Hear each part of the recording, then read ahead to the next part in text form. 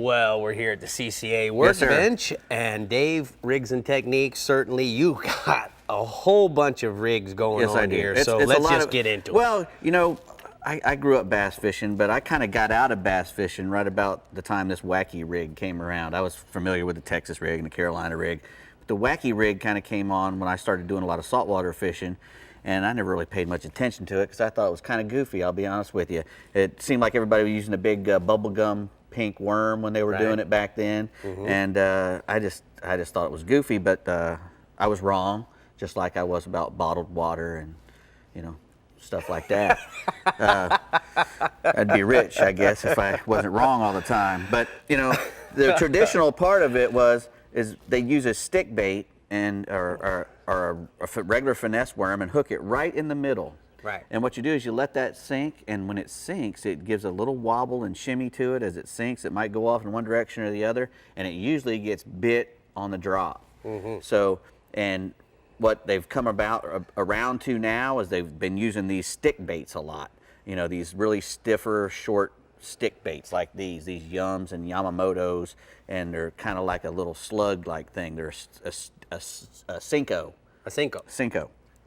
And when they hook them right in the middle, they do that same shimmy. And you can do all kinds of things with these. You know, you can put weights in it if you want to cast it further, or if you want to fish it in deeper water. So they take and get, one of these weights. Yeah, little tungsten weights, and you put them in each end. I got one right here on here, and it really makes that thing when you. I see. It really makes that thing So now jerk it's going to hard. sink.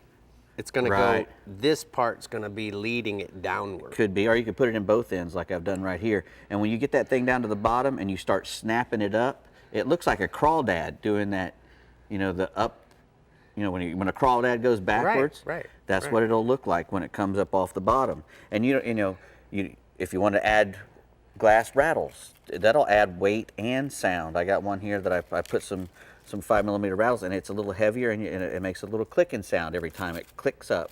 And they're starting to want to use a shorter shank hook with a round bite.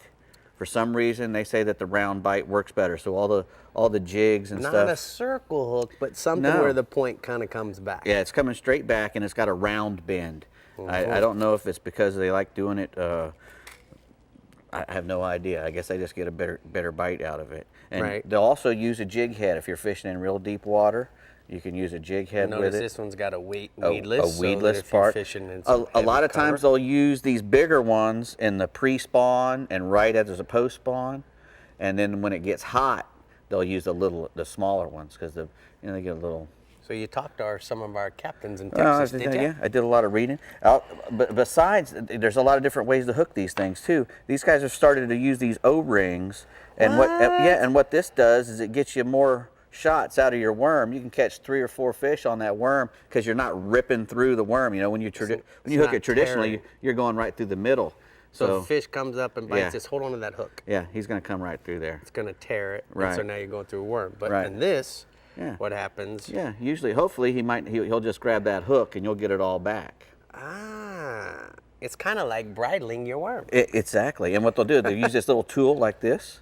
Oh, yeah? Yeah, and you just slide your sluggo or your worm. This makes it a lot easier to the point where you want your hook, Right? and then you just back one of these O-rings down this tool. Oh, and that goes over. Goes over the worm, so you don't have to try to feed the worm through there.